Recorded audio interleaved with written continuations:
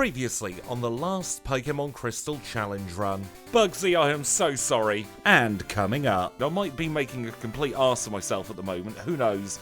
We ran Alakazam through 4 moves, so now it is time to run Machamp through 4 moves.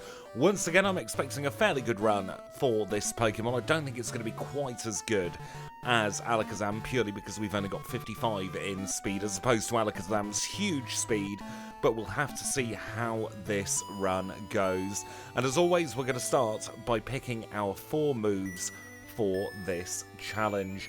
Now, this is going to be a tough learn set to decide upon, I've got to be honest with you all, because there are so many choices. I think Cross Chop's got to go on the learn set. It's only 80% accurate, but it's 150 base power when you factor in stab, so that is going to be a really strong move. Earthquake, another move I think is going to be very, very useful. We'll get rid of low kick for that. And then we go on to move number 3. We've got a few choices. We could go for Rock Slide, we could go for Return. And I actually think in this instance we are going to go for Rock Slide in move number 3. That, I believe, is a Gen 1 TM, so it's all the way down at the bottom of the list. I've just noticed Metronome's there. I cannot wait to have a Metronome on a run. It will happen fairly soon. But our 4th move is going to be Return. I think it's just too powerful for me to not say yes to.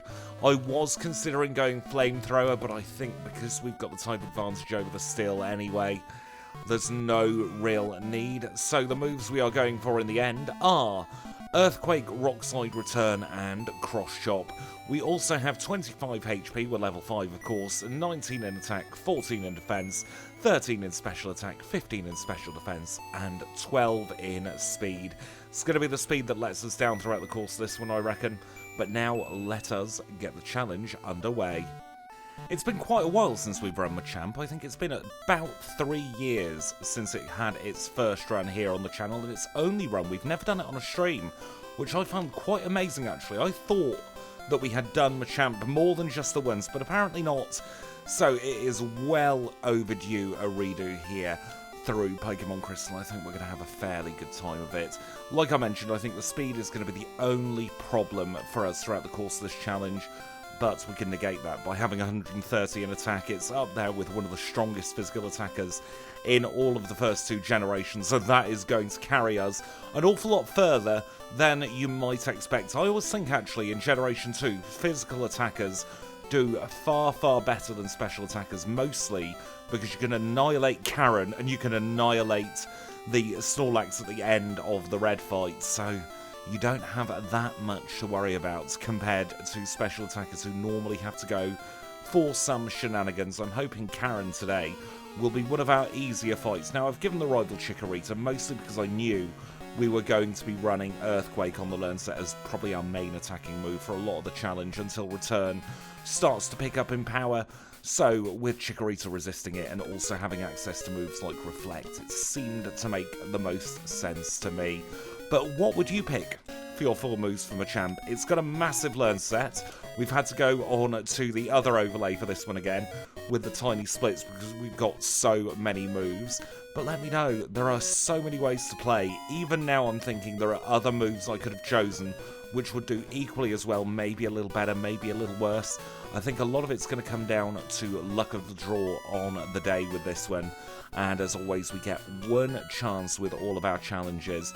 Now, I did notice a couple of people mentioned why, or should I say asked why I didn't run Alakazam as Supermon. I'm going to be honest with you all, at the moment I can't get into the headspace for Supermon. I am just struggling so much to get into a place where I can record those challenges, mostly because of the intense pressure that goes into the challenges. I do have a couple scheduled for this month, at the end of the month, but for now we're going to be focusing primarily on 4 moves. It's a series which I'm having the most fun with, and it seems to be the series you're all having the most fun with as well, so that makes all of us having a lot of good times in this series, so we'll definitely focus on that. Now, we have also, at long bloomin' last, fixed the lag issues we've been having for the longest time here. We are back up to true 4 times speed, and it feels absolutely pigging glorious after being on a very, very janky speed for so long. Don't worry, the times for all the other Pokemon are still accurate. I do have that system in the background that checks things like timings, and I make sure that I'm in sync, so the worst will be is like 5-10 seconds out of sync by the end of Red, and that doesn't really mean too much. Falconer's our first gym leader. He is a flying type specialist, and he's also ended already. That was a very, very quick battle. 316 there for the Zephyr badge. Stone Cold Steve Austin was 316, wasn't he? We've got a wrestling belt. This isn't scripted. Feels like it with that, though, doesn't it? I think Steve Austin was 316. I might be making a complete arse of myself at the moment. Who knows? But I think it is. I don't know wrestling that much. But that's stuck in my head for some reason, and I can't quite remember why. I think there was a rap song or something with 316 in it at some point during my childhood. Anyway, we digress. We are getting our way through to the Union Cave already. Trying to think who we should be taking on route to the Union Cave. And honestly, I don't think any of these encounters are going to be worth doing. Accidentally bumped into Gordon here, but we should be able to just cross-shop his Wooper away like nobody's business. And in fact, the last time we ran Machamp, we had a very good time of it, because cross-shop hit every single time we needed it to. It was absolutely glorious. I doubt we're going to have the same luck twice in a row, but we can hope for Machamp, because that would definitely improve its times over what we could be having. We'll try a cross shop here against the Onix. Yeah, we get the one shot. And then we'll just use Earthquake against Hiker Russell's Pokemon.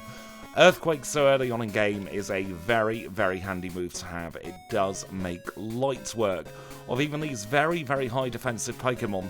It's just simple one-shots across the board. And once we get past Whitney, of course, we're going to have access to the Quick Claw. We'll stick that on for a lot of this challenge, and that will give us the answer to our low speed at least about 23% of the time, so it's definitely worth the time investment to pick up. And we're already through the Union Cave in 5 minutes. Let us grab some repels. We need some super potions as well, and we don't have enough money for the super potions. It's fine. We can pick up a couple on routes. There are a few dotted around, and I rarely use bag heals anyway, to be perfectly honest.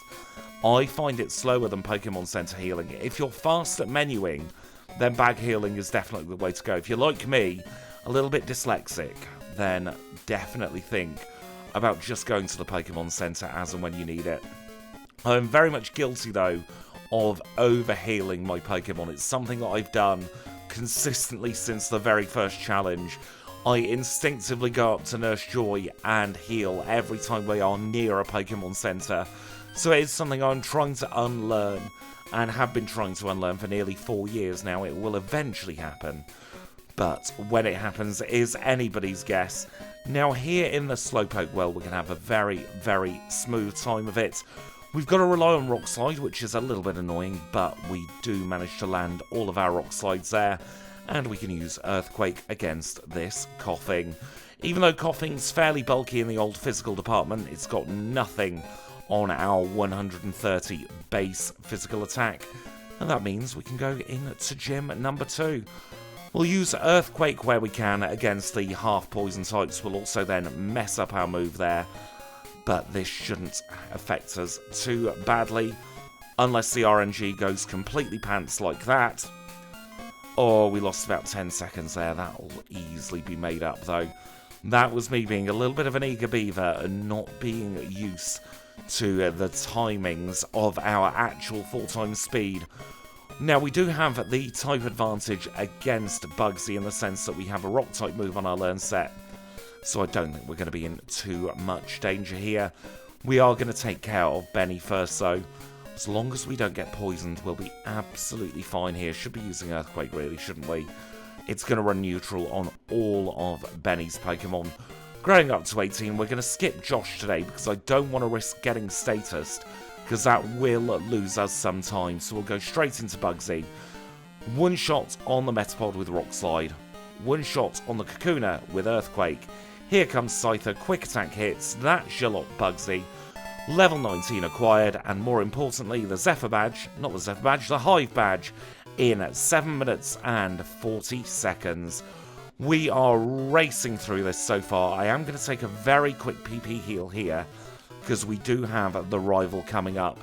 We could take a reset here if we get very, very unlucky, but we'd have to get very unlucky with the RNG. We one-shot the Ghastly, onto the Bayleaf we go, cross-chop hits, cross-chop crits, cross-chop KOs, and then if we rock-slide the Zubats, we get 3 one-shots, and that sees us through rival number 2 very, very easily. Let us use a repel here in the forest, and we can start making our way around to reunite the Farfetch'd with its human. I really like this puzzle. I think it's one of the best puzzles they've actually put in Pokemon. The idea of having to stand on a particular side of the Farfetch'd, it's kind of impressive considering the hardware they had available 25 years ago.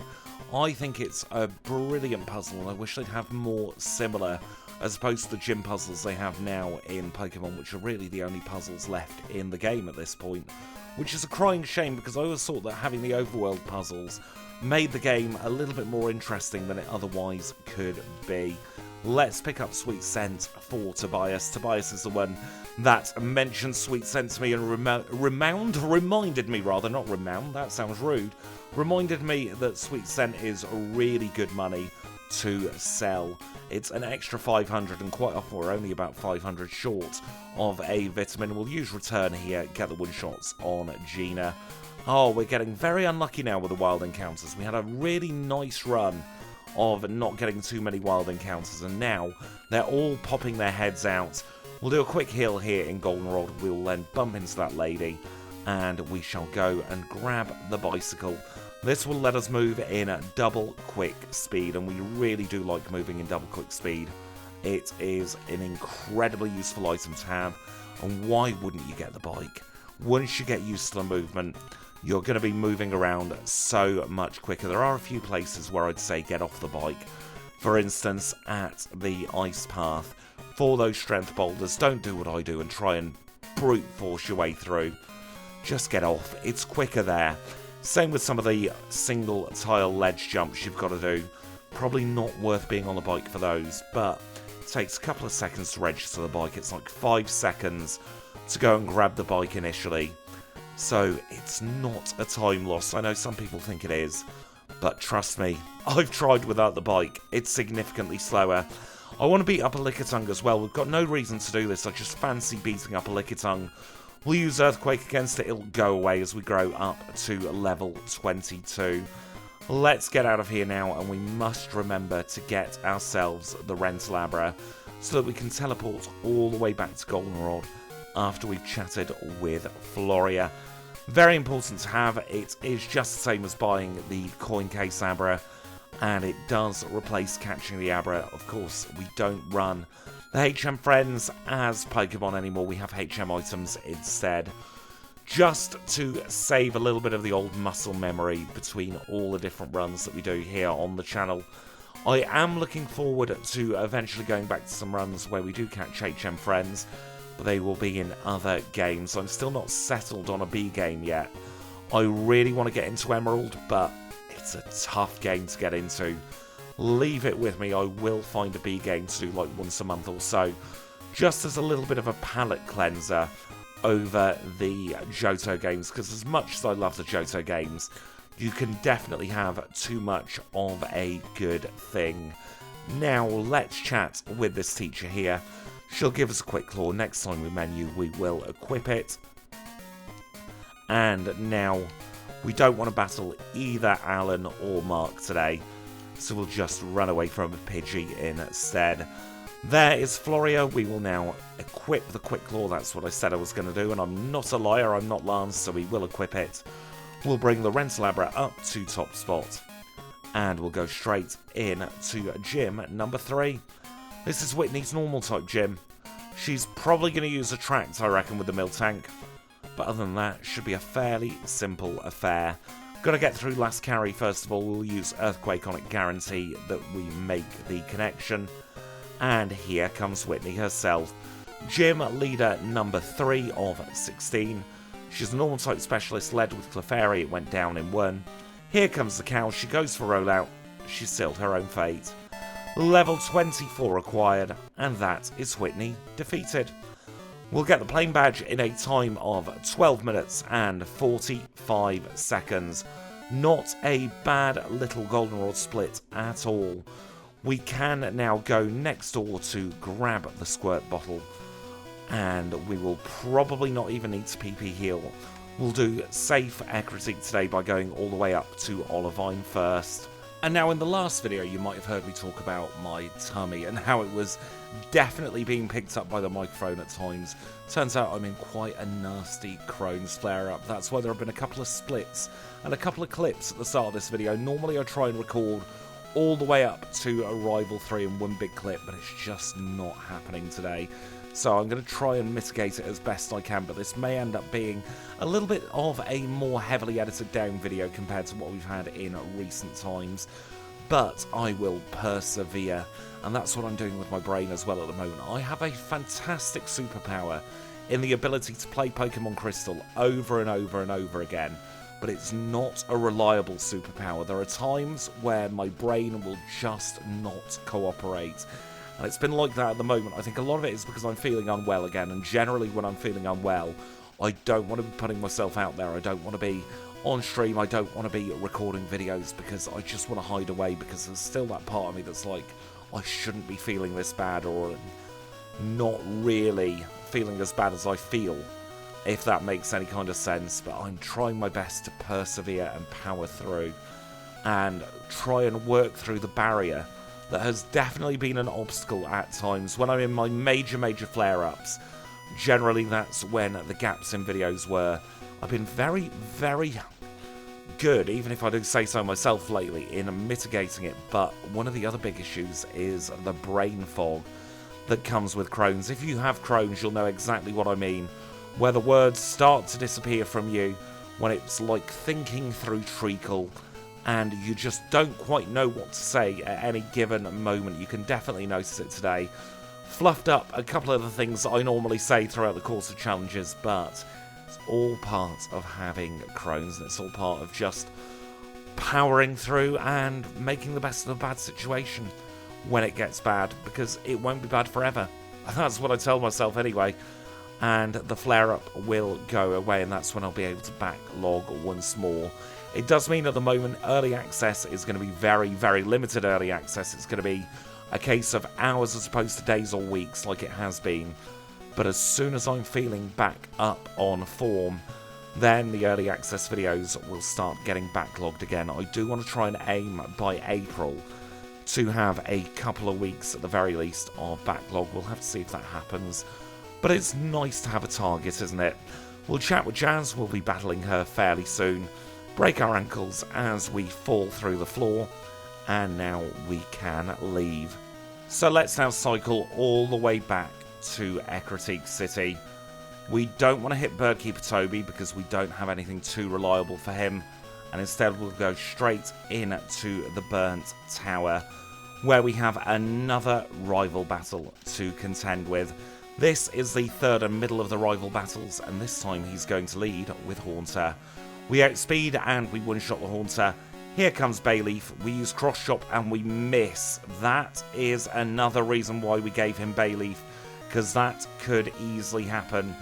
We do connect with our Rock Slide. Earthquake is quad super effective against the Magnemite, so Reflect was nowhere near as bad as it could have been.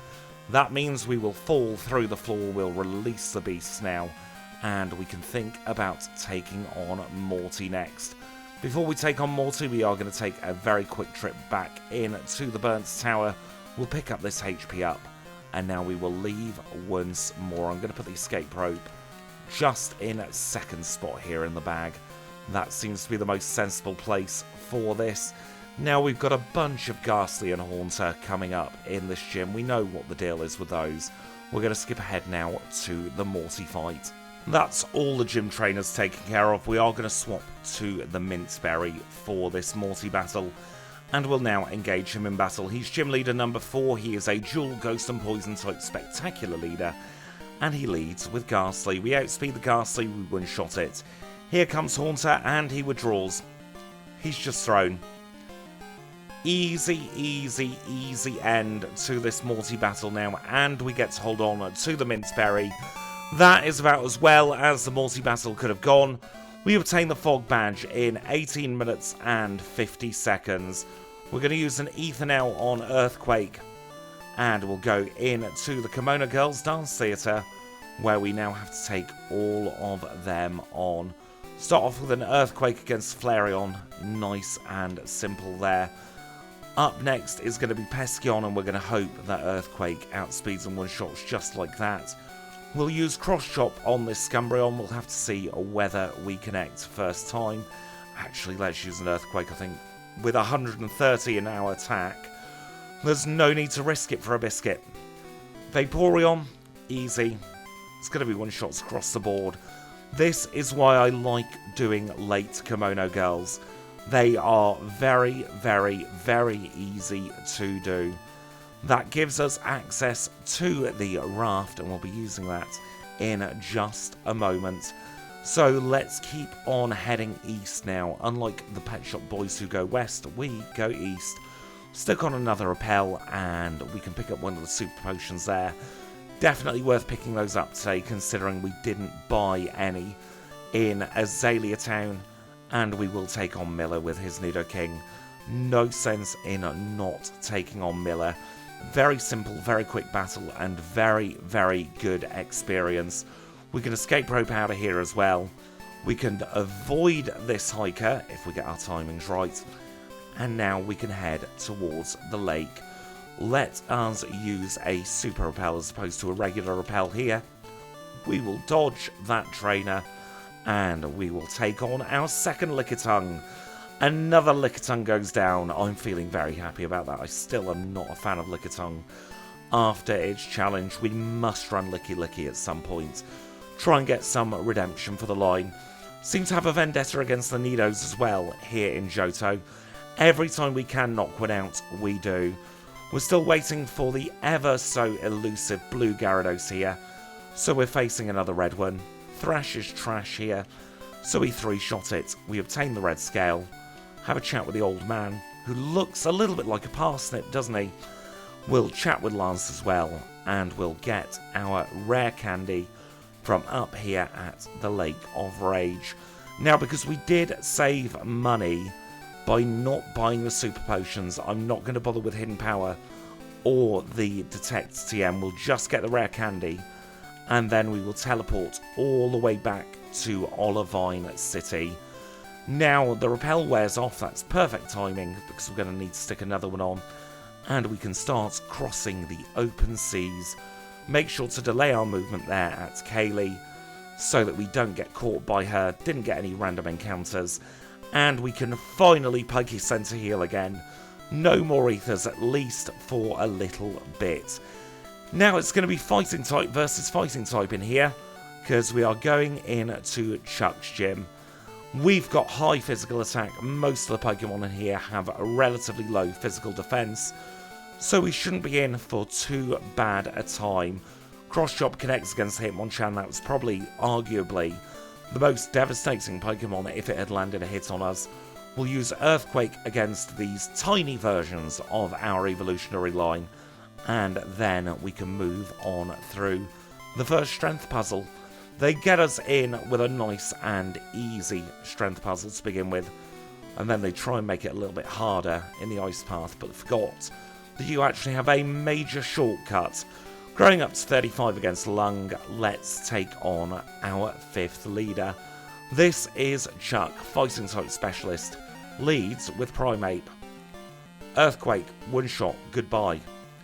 On to the Poliwrath. We don't crit, Dynamic Punch lands, and we hurt ourselves, and we knock it out. Could have gone worse, couldn't it? Storm Badge in 2306. Let's chat with Chuck's wife now. She will give us the Fly HM as well as the Air Balloon. We'll go into the Pokemon Center, do another quick heal here, and then we will go back to Olivine next. We'll bring the Air Balloon up to there. We'll swap those two around now, so that we've got our regular bag placement. That's something, actually, that is incredibly important if you want to start challenge running. For things like your bag, learn the positions that you like your items in and stay consistent with them.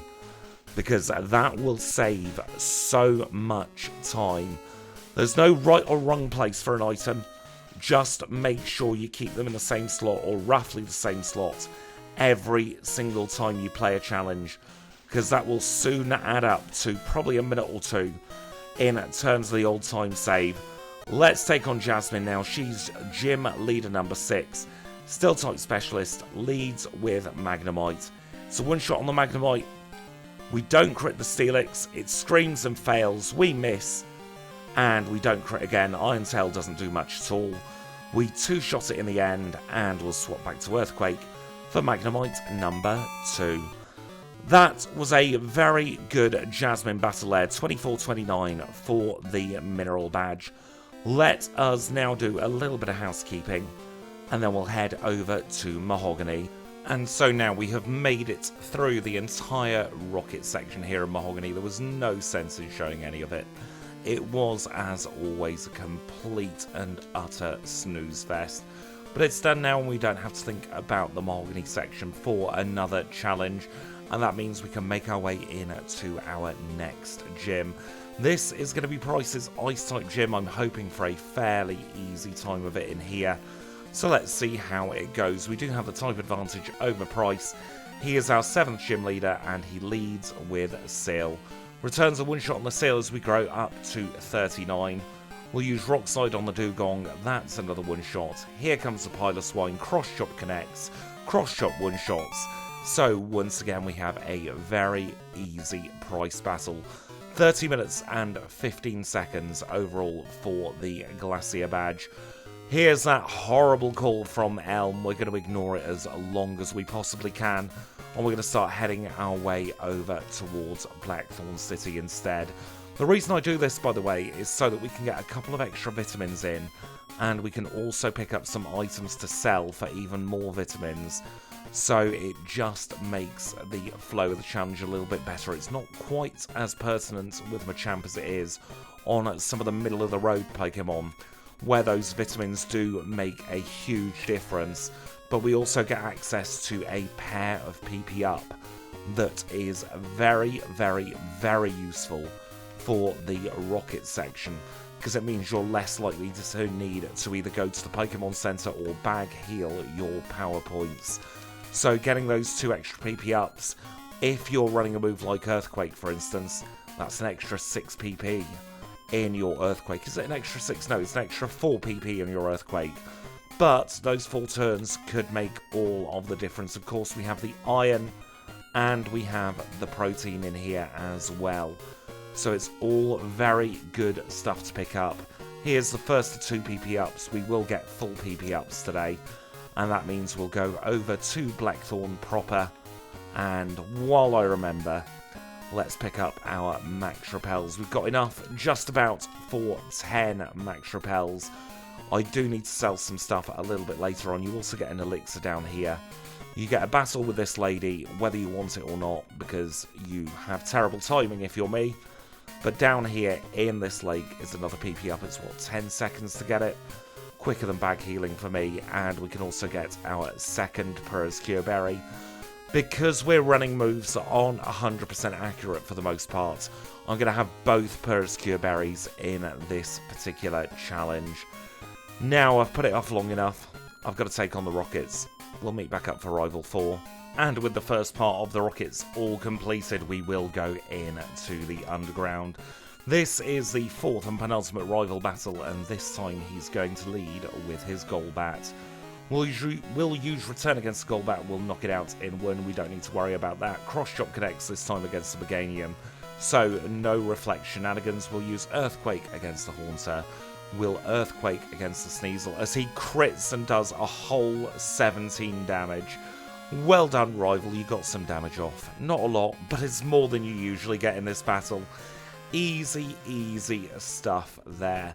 Now, we're on a very good pace so far as we're going through this middle chunk of the challenge, but we have a lot more Rockets to deal with. They're all boring, they're all underleveled, there's nothing interesting going to happen. So we're now going to skip to the very top of the radio tower. And so we've got just one final executive left to go here in the radio tower. Should be an easy battle. Should be 3 one-shots if we get lucky anyway. Maybe Return won't one-shot this Houndoom. I'm going to risk it. Oh, it does. No need to worry, no need to panic. Very, very easy battle there. We'll get the clear bell off the director of the radio tower. Never going to use that. Pretend it doesn't exist. But we will pick up the pink bow from Marie today. That will go with the rest of our items. And now we'll go down on to the bottom floor of the radio tower to pick up our radio card. As always, this is double 1, 2, 1 and 2, and I am very glad that they don't make you read the questions. They could have done it so that there were random questions every single time, and that would throw every single speedrunner in Pokémon Crystal for an absolute loop. So they were very, very kind in the end, and that means we can make our way in to the Dragon's Den. Not the Dragon's Den, into Clair's gym. I'm getting ahead of myself. Obviously, subconsciously feeling very, very confident about what is to come here in this gym. We'll get a very good idea of how well we're doing by virtue of how much we do against the Seadra. An awful lot is what we do against the Seadra. I am going to swap to the pink bow, though, and we'll also take the opportunity to use an elixir here. That way, we can guarantee the one-shot with Return against Clair's Dragonair, so we only have to focus on her Kingdra. And it's nice when you only have to face one Pokemon in a battle where you've actually got 4 in front of you. Makes things an awful lot smoother and an awful lot less intense and an awful lot less pressuring. So we can confirm that we're going to do one-shots against Clair's Dragonair by taking on that cool trainer there. And we've got Lola to go as well. She's got 2 dragons. She's an actual dragon type specialist, unlike some of them in here. And it's a very easy battle. So let's take on Clair. Final Jotonian gym leader. Dragon type specialist leads with Dragonair. Yep, it's a one-shot. Didn't expect anything less from that there. We'll get rid of all of them in a single hit. We'll grow up to 48, and then we'll cross-chop the Kingdra. We get another one-shot. So Clair has just had an absolutely terrible day. That means we can rush out of here, and we'll go into the Dragon's Den now for real, instead of that fake Dragon's Den that ended up just being a gym. And we'll have a little battle with this horrible, horrible Git. We'll one-shot his Dragonair and feel very, very good about it. And now we do need to remember to pick up the Max Elixir here. Don't think we'll need too many of those throughout the course of this challenge, but it's always good to have at least one in your arsenal. It is double 1, 2, 1 and 2 again here in the Dragon's Den. That will prompt Clair to enter in convenient timing, and she will give us our badge in 41 minutes and 42 seconds. Not quite sub 40-minute Clair because we've been going second in quite a few of these battles, but still a very good time nonetheless. And getting Clair's badge, of course, means we can now be well on our way towards Victory Road. The end of the first part of the challenge is very much in sight. I'm very pleased with how Machamp has done in this first part of the challenge. We've still got a long way to go, though, so it could all still fall apart. The league is going to be the first real test of Machamp's capabilities, but I'm fairly certain that we will absolutely breeze through it, or at least that is the hope. Let's hope that it's not false hope. I am going to take on this Pescion just for a little bit of experience. I think it'll be a nice and easy battle. Plus, it gives us a chance to see how we'll do against the other Pescion that are coming up throughout the course of this challenge. Do we miss Joyce today? We do. We're getting good at missing Joyce. Just need to get good at missing that one south of Blackthorn. We have to take on Beth. We have no choice in the matter. She's got a Rapidash, but our return outspeeds. Thank goodness for that. I am today going to pick up this Max Elixir because we are running fairly low PP moves. And with that, we'll make our way into the Victory Road. We need to stick on another Repel at this point. Make sure we get no pesky wild encounters in this area. And I did sell the HP up we got in the Burnt Tower, so we'll grab the backup HP up here. And with that, it's time for one final rival battle. This time he is going to lead with his Sneasel. Should be a very easy start to the battle then. One return takes care of it. We'll return against the Golbat as well. One shot for our second Pokemon. He's got an Kadabra at this point. Makes no difference. Cross Chop misses against the Mahogany, but we hit on our second turn and Razor Leaf did next to nothing at all. Swap to the old Earthquake for the Haunter, and that brings us on to a Magneton. One more one-shot with Earthquake seals the rival's fate for this challenge in a time of just shy of 45 minutes.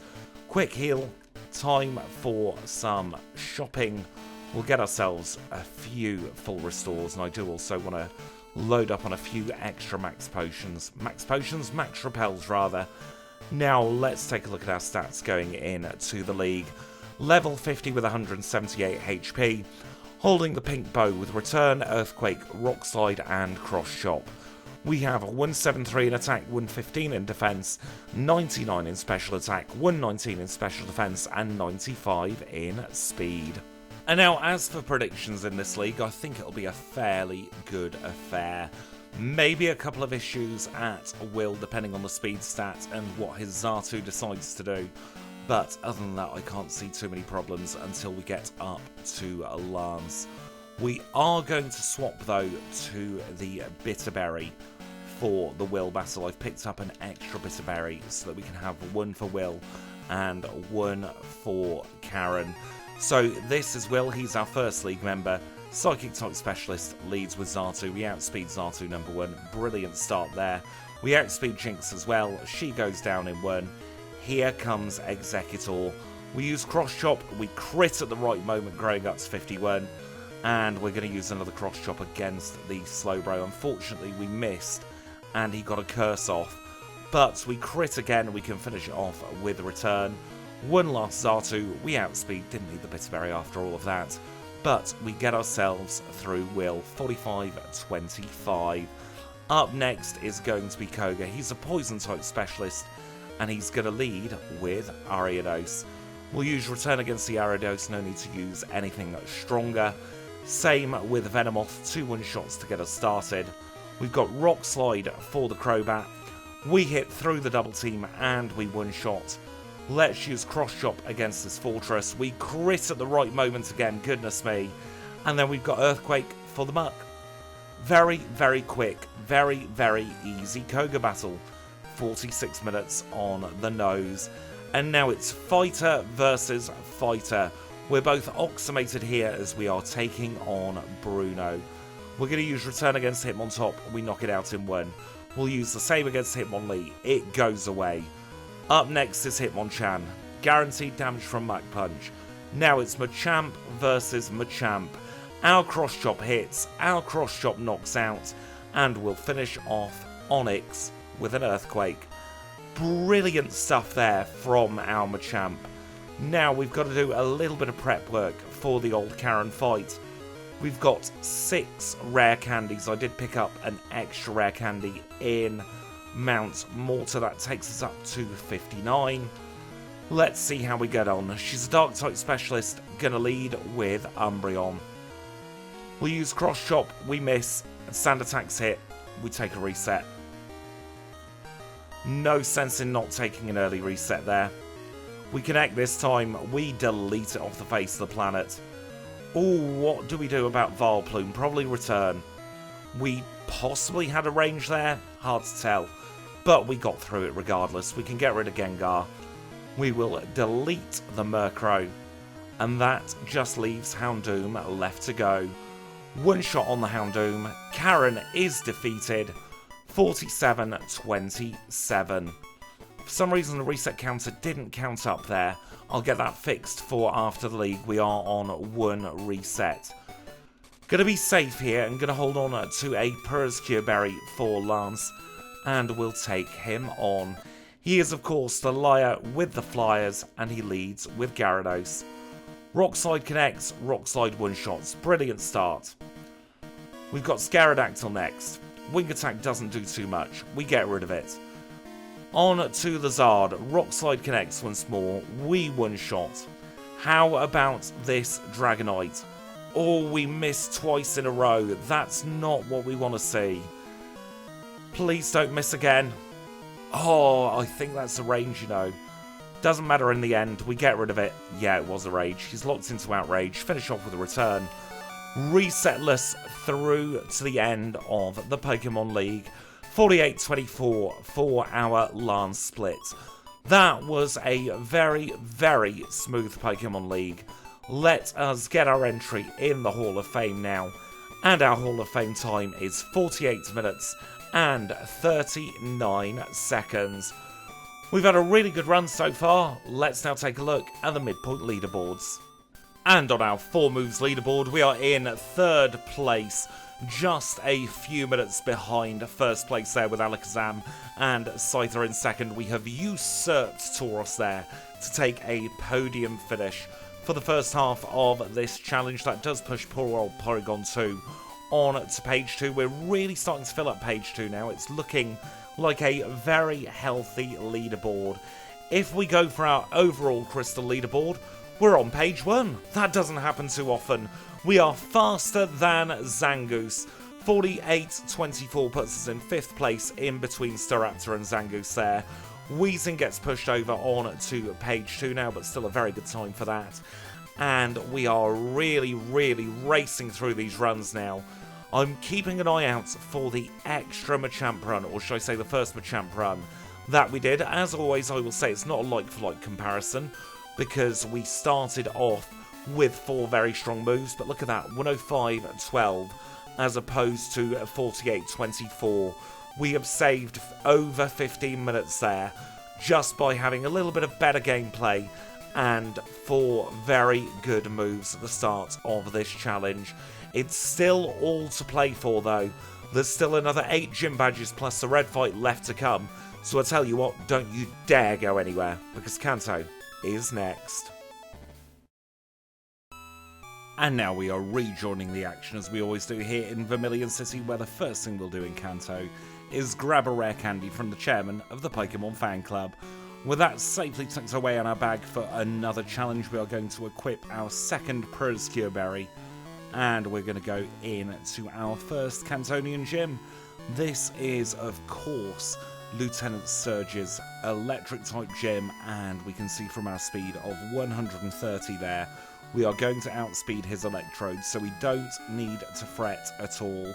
This is Surge, our first Cantonian leader, and he leads with Raichu. We're going to use Return as much as we can here. We'll only use Earthquake as and when it's absolutely necessary. His first 3 Pokemon are a complete breeze, as is the next Electrode, and that brings us on to the Magneton. We will use Earthquake against the Magneton, guarantee the one-shot, and we get through Surge very, very easily. Thunder Badge in 50-43. Let's move very, very swiftly on towards Saffron City. We'll dip our head in the Pokemon Center here, and I'm going to risk it. I'm going to take on Sabrina next. I really like taking on Sabrina second in Kanto.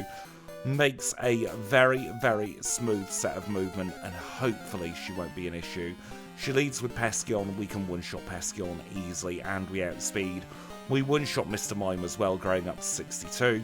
And do we outspeed Alakazam? Yes, we do. Very, very easy Sabrina battle there to get the Marsh Badge in 51-21. And let's now leave. We can then use our Air Balloon, not our Air Balloon, our Rental Abra. Get back to the other parts of Saffron, and we don't have to think about Sabrina again now for the rest of the battle. That is fantastic. We are going to get the PP up, and we'll get the lefties. Get the double here. Probably going to need both items throughout the course of this Kanto section. And now we're already in to gym number 3. This is Erica's Grass-type gym. She's the first with a bunch of mandatories to take on. In fact, I think she's got the most mandatories of any Cantonian gym leader. She might even be tied with Clair for most mandatories overall, if you count the twins as 2 people. Which you should. They're 2 people on the sprite. Doesn't matter that they're just one single battle, although that could mean that Bugsy is in contention for a high number of mandatories as well. Right, before we take on Erica, I'm just going to use both of our ethers in return there. And now we'll engage her in battle. She is our next gym leader, Grass-type specialist, leads with Tangela. We one-shot Tangela. Very good start. We get rid of Jumpluff as well. Up next is going to be Victory Bell. Return makes very light work of it as we grow to 63.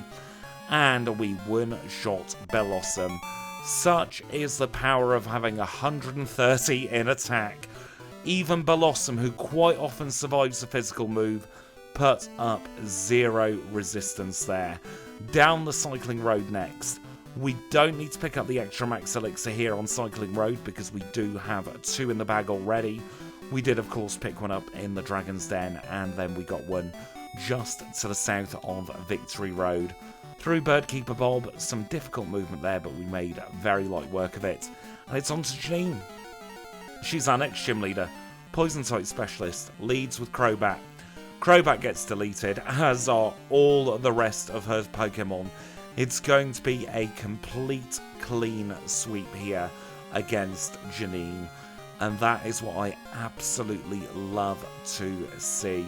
I love it when we get very, very quick, very, very easy gym battles. 53-42 for the Soul Badge. Now, I do think that Sub-Hour is slightly out of reach at this point, but we're still on track for a very, very quick time nonetheless. We'll be even quicker though if we don't get hit by bloody Tom.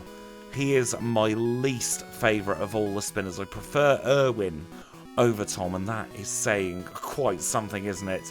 Machamp versus Machamp pre-Rock Tunnel, and now we'll meet on the other side. Had an absolute picking nightmare of a Rock Tunnel then. Don't know what happened to me. I'm not feeling 100% today though. But we did make it through the other side. We'll have a little chat with the manager of the power plant now, and we can make our way over to the second part of the Kanto section. That means flying back to Saffron City, and we'll go straight up north now to Cerulean City, where we have to take on Rock Tunnel in a moment. Before we do that, I'm going to plonk our head into the gym just so that the rocket triggers Misty up at the end of Nugget Bridge. Presumably, she's on a date with someone who's in cahoots with the rocket, because it only happens when the rocket is coming out of the gym. When he's in the gym, she's not on a date. Don't know where she is. She could be almost anywhere. She could be in Budley Salterton for all we know. Anyway, Nugget Bridge time. And in this one, I want to talk about what I started talking about earlier on with, like, the superpower that I have to be able to play this game day in, day out, but I can't choose when my brain lets me play. Especially when I'm ill. Like, at the moment, I am feeling like absolute hot garbage. I am in a lot of pain, and my words are just not coming to me as they normally do. And it's really hard to get into playing the game at the moment. That's why I'm recording this under 12 hours before the video is due out for everybody. I've been putting it off and putting it off, hoping that I'll feel better, but if anything, I'm feeling worse as time goes by. But it's one of those, I need to learn to work through that barrier, because I genuinely have a lot of fun playing. I might have done well over 300, 400 challenges if you include the streamed ones at this point. But there's still a lot of fun, and I'm not bored of the game in the slightest. And I think 4 moves is a large part of why I'm not bored, because I get to curate the Pokemon to how I want to play, as opposed to playing with the restrictions that the game gives you with the level up and TM learn sets. It's also meaning we get to see a lot of different strategies we wouldn't normally see. Let's take on Misty now. She is our next Cantonian leader. She leads with Golduck. Golduck goes down in one, Quagsire goes down the same way. Starmie's next. Starmie is a very, very poor Pokemon for her. And we one-shot Lapras. Misty was easy. Cascade Badge acquired in 57 minutes and 20 seconds. Must not forget the Flaming Machine part now. There we go. We've got it picked up.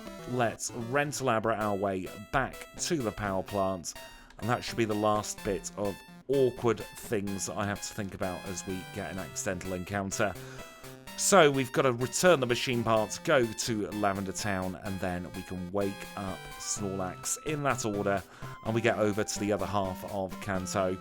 Definitely not going to make sub-hour on this challenge now, but we're still going to be on a very, very quick pace regardless. I reckon 105 is our theoretical possible minimum at the moment, maybe even lower. It all depends on how things go at Red. To get to Red, though, we do need to open up the western half of Kanto, and to do that, we wake up the sleepy Snorlax here. Still no shiny static encounter on our challenge runs, and I figured we're probably only at about maybe 25% odds at most if we count all the failed runs and all the Nuzlocks. We are still a long way to go until we are due to have a shiny from one of our statics. You never know, though. Could be the next run. Might not be, though. We'll have to see. Brock's next. Pewter Leader. Rock Specialist. Leads with Graveler. We've got Earthquake. This is going to be a very, very, very easy battle. We just need to hold down the Earthquake button and we shall win. His highest defense stat is on his Onix, I do believe, and we deleted it off the face of the planet. We do the same with the rest of his Pokemon, and we are through Brock. Boulder Badge in 59.05. Let's leave. Let's try and dodge 3 drill, which we managed to do. And we can make our way now over to the next gym leader. Gonna chop down here. Gonna do, what do we need to do in the bag? Max Repel. We'll use a Max Elixir. And we'll fly to Viridian. Set our TP spot there so we don't have to faff with the fly menu again. And now we can start surfing down towards Cinnabar and Seafoam. Pick up the rare candy, we'll use that after we've defeated Blue. We'll trigger Blue to go back to his gym in Viridian City. And now we'll take the trip across the open seas to face Blaine. Penultimate gym leader, fire-type specialist, we know what's going to happen here. Leads with Magcargo. One shot on the Magcargo, Earthquake, perfect. 66 acquired, we knock out the Bumphead Fire Duck, and we also knock out the Rapidash. Just what we would hope for against Blaine, very easy battle, 1 hour and 10 seconds. Let's now get ourselves back to Viridian. Do we need anything else? Probably stick on the Quick Claw again at this point. Reckon that's probably our best item. And we will now engage Blue in battle. He's our final gym leader of the challenge, and he's going to lead with Pidgeot. A little bit of luck might be needed for this battle, who knows. Rock Slide connects against Pidgeot and it one-shots. Alakazam is next. We'll use Return. Reflect is really annoying there, but he is healing looping. We're through the Alakazam, on to Gyarados. We use Rock Slide, he uses Rain Dance. Is it a range? It might be a range, but we two-shot. We're going to use Cross Chop against the Executor, we have been Leech Seeded. Cross Chop connects on turn 2, and it crits. Doesn't do too much though, but we can finish off with Return. Arcanine is next, as the rain stops, we'll use Earthquake. It one-shots, no need to worry there. Here comes Rhydon, we miss Cross Chop. Sandstorm slows us down, Cross Chop hits on turn 2, and we get through. Wasn't confident at all about Cross Chop, about Earthquake there on the Rhydon, which is why I chose to use Cross Chop instead. Heal back up, and we can be on our way now to Pallet's Town. We'll unlock Silver Cave by having a little chat with Oak. And now we can be on our way properly to Silver Cave. We'll take advantage of having Super Repels somewhere in the bag. This is what I mean about keeping your bag in order. And we'll rental Abra all the way back to Viridian. Don't get caught out by the dangerous ledge there, but do get caught out by the door. We will now cycle over to Silver Cave. We will use the air balloon to fly over to the Pokemon Center, dip in, and we'll chop down these trees to pick up our final rare candy. I'll now candy and get through the first room in Silver Cave, and we'll meet for Red. I made up for an awful rock tunnel by having a really, really quick Silver Cave movement there, and we are now in front of a Red. We'll take him on. Final trainer of the challenge leads with Pikachu. And we're going to have to do the charm dodge, unfortunately. Such is the way of a slow physical attacker. We're very much in Ursaring territory here, except we have a weakness to Espeon's Psychic. And it does a lot of damage, goodness me. Oh, this could be a tough red fight, you know. We get a chance now, because we're through the Pikachu. Onto the Espeon once more. Cross chop, please crit. Just like that, but it's not enough. No, that's not what we want to see. And this is going to be tough. This is going to be really tough. We get the charm dodge. Good start. Please just one-shot Espeon. That's all we need, really. I don't think there's anything else we can do either. I think we've just got to grin and bear it, and eventually we'll get the luck in this one. Oh, it does so much damage. Oh, this is not a good start to the red fight. I think, though, once we're through the first 3 Pokemon, it will get significantly easier. Sub 105 is definitely out of the question now, though. Probably looking at about a 110 to 115, depending on how well the luck goes. At this point, I decided to turn my microphone off and just focus on getting through the battle, and I kind of wish I hadn't. We got the luck very, very, very quickly afterwards. We actually had a bit of a nightmare at the start of this battle with Reflect going up, but we were able to then counter that by getting a double Quick Claw proc against Charizard. That meant that we were surviving on 155 for the Snorlax, our Cross Chop hit on turn 1, Reflect faded, and then we could take a risk by finishing off with Return. That was probably a range there, but I thought it was worth risking it. Against the Venusaur, we use Earthquake, and then once again we swap to Return on turn 2. Should have gone for Return both turns there. And we do take some damage, going down to 34 HP. The sun is up though, that forces Blastoise to use Blizzard. It misses and Cross Chop hits, and we defeat Shred in 106-35 overall. Let's now take a look at the final leaderboard. And so at the end of the challenge, we are still on the podium in 3rd place on our 4 moves leaderboard, knocking Snorlax off and dropping Houndoom there into the page 2 drop zone. Heading up page 2, we do now have Furret, and still at the very bottom we have Sunflora. If we take a look at our overall Crystal leaderboard, we are still on page 1. That is not an easy feat to achieve these days. We pushed Groudon into the drop zone there in 10th place, and Golduck is now heading up page 2 in 11. We are squeezing the times between the pages as well there. Only 7 minutes between the top and bottom of our 2nd page. As we go throughout the end of the leaderboard though, you'll see those times increase in gap. We're also 110 spots ahead of our original Machamp run. Not a like-for-like comparison, of course. We did start off with 4 very strong moves, but still a very good challenge overall. And we have almost filled up another page as well. 3 more challenges until we get our next full page.